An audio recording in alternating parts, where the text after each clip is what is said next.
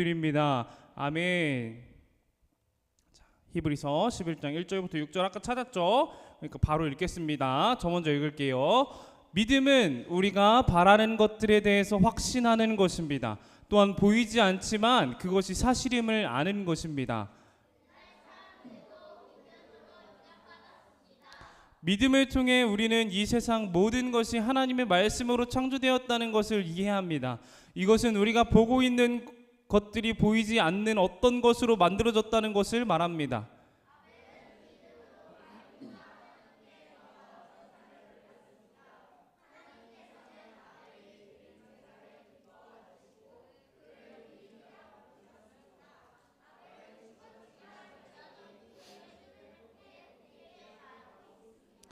믿음으로 에녹은 죽지 않고 하늘로 옮겨져서 아무도 그를 볼 수 없게 되었습니다. 하나님께서 그를 하늘로 데리고 올라가신 것입니다. 성경은 그가 이 땅에 사는 동안 진실로 하나님을 기쁘시게 하는 자였다고 증언합니다.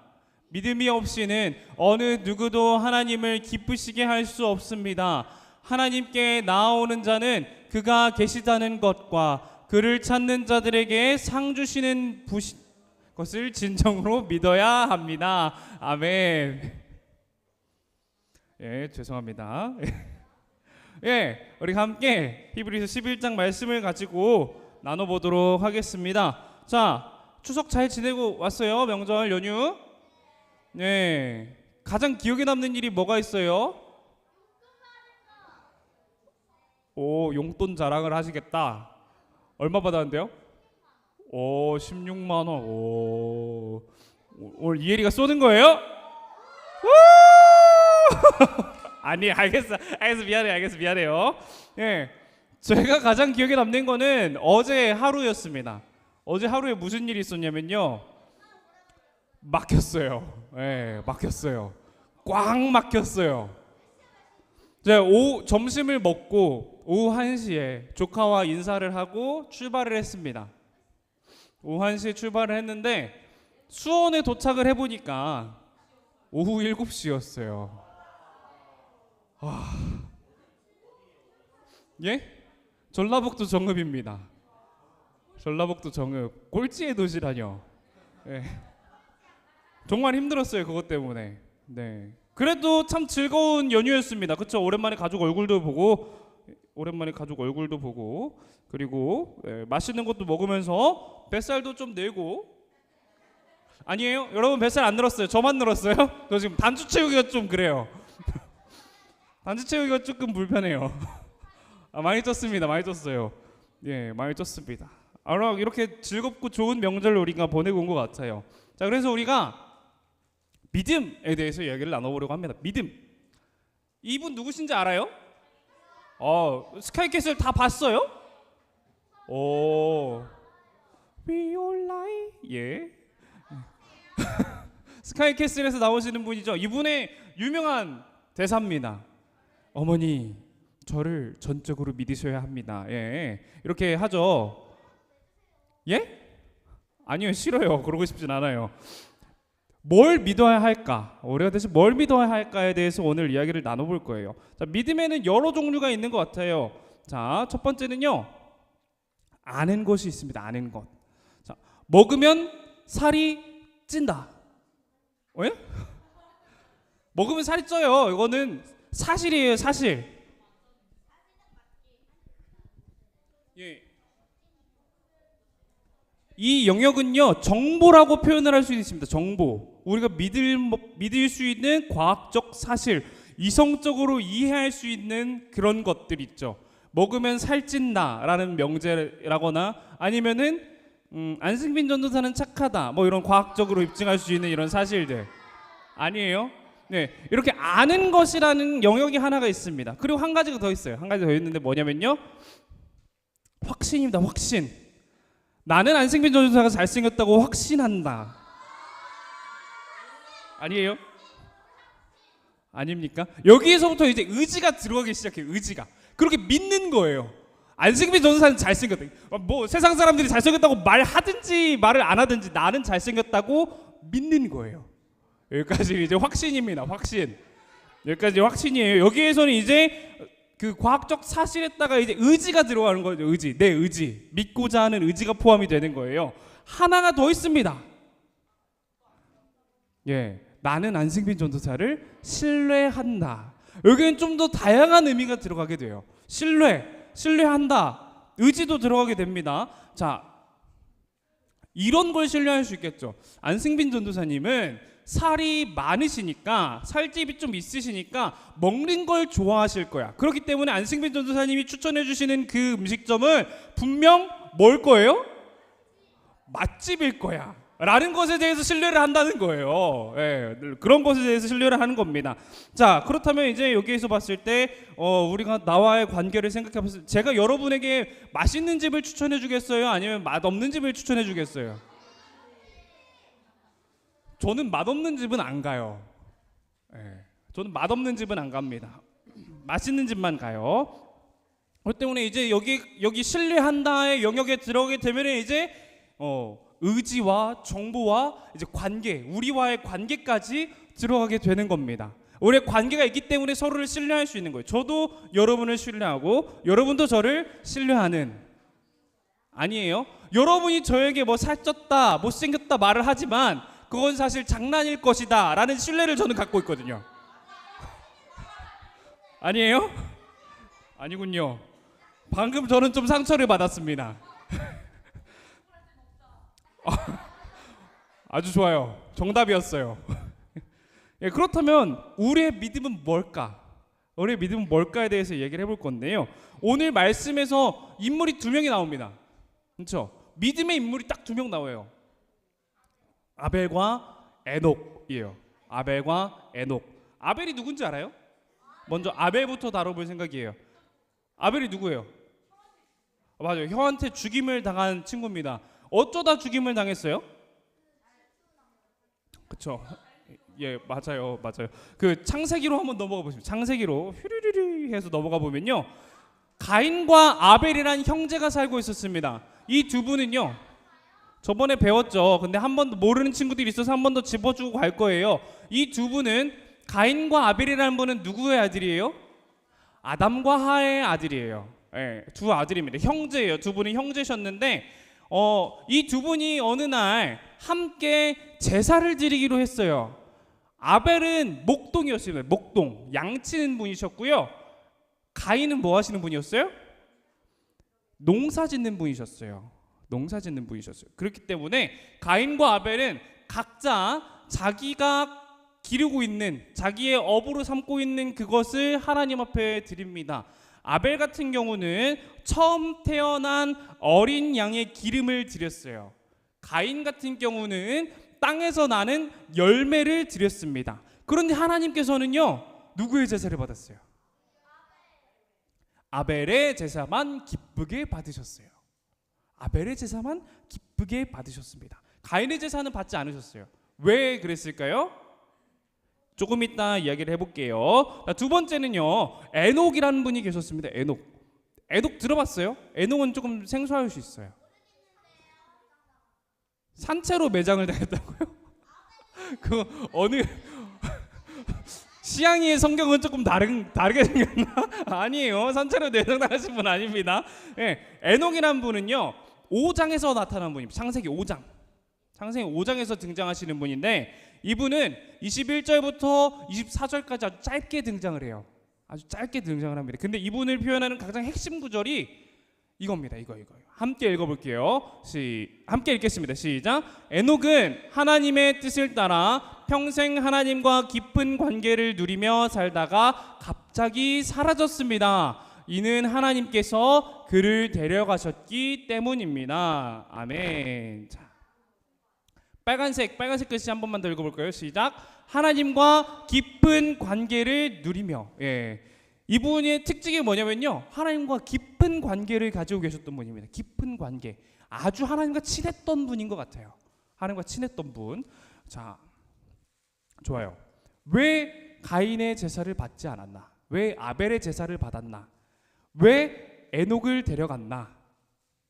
성경에서는 이유가 나오지 않습니다. 성경에서는 정확하게 이유를 밝히고 있지 않아요. 하지만 우리가 추측을 할 수 있거든요. 추측을 할 수 있는데, 이해라 너무 부스럭거리지 말아주세요. 추측을 할 수가 있는데 4절, 5절, 6절을 다시 한번 읽어볼 거예요. 한 목소리로 읽을 건데 할 수 있겠어요? 할 수 있죠. 4절, 5절, 6절 한번 읽어보겠습니다. 시작. 아벨은 믿음으로 가인보다 하나님께 더 나은 제사를 드렸습니다. 하나님께서는 아벨이 드린 제사를 기뻐 받으시고 그를 의인이라 부르셨습니다. 아벨은 죽었지만 여전히 그의 믿음을 통해 우리에게 말하고 있습니다. 믿음으로 에녹은 죽지 않고 하늘로 옮겨져서 아무도 그를 볼 수 없게 되었습니다.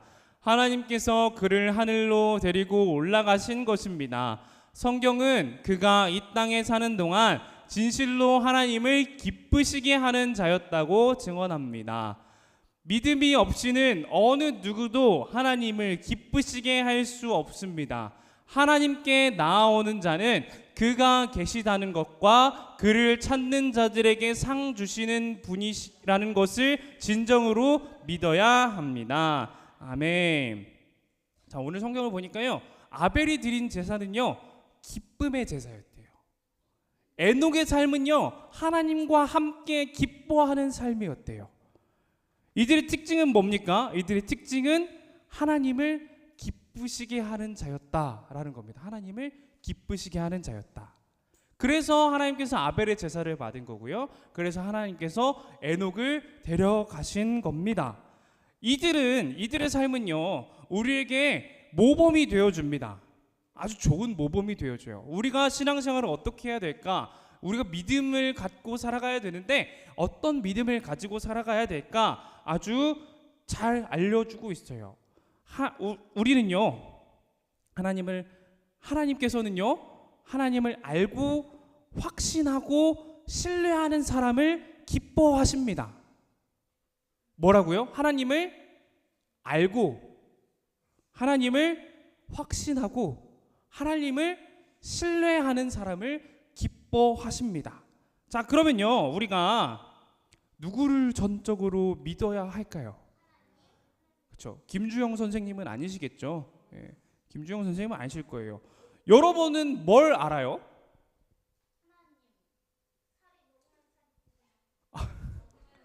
예, 그럼 다양한 걸 알죠. 다양한 걸 아는데 우리는요 예수 그리스도가 우리를 사랑하셔서 우리를 위해 죽으셨다는 것을 알고 있습니다. 그렇죠? 알고 있죠. 많이 들어봤잖아요. 알고 있죠. 그러면 우리는 무엇을 확신해요? 그 사건을 통해 무슨 일이 일어날 것이라고 확신해요? 그 예수 그리스도의 십자가 사건을 통해서 우리가 죄 가운데 있었지만 이제 구원받았다라는 것을 확신합니다. 나는 구원받은 사람이다 라는 것을 확신해요. 그렇죠. 그러면 이제 우리가 누구를 신뢰합니까?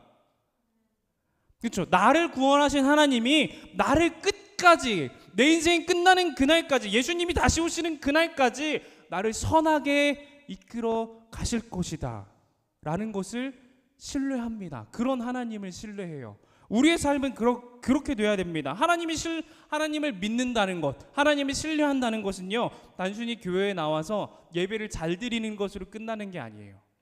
내가 예배를 잘 드렸으니까 이제 내 믿음 생활은 끝났어, 나는 할 일을 다 했다라고 할 수 있는 게 아닙니다. 그렇게 끝났다면요 성경은 아벨의 이야기만 우리에게 전해줬을 거예요. 제사 잘 드리면 끝나 라고 이야기를 했을 겁니다. 근데 성경은 한 사람 이야기를 더 하고 있죠. 누구의 이야기였어요? 에녹이 어떤 사람이었다고요? 그렇죠. 하나님을 기쁘게 하는 삶을 살아가는 자, 그 삶이 하나님과 동행하는 삶이었어요. 하나님과 언제나 함께하는 그런 사람.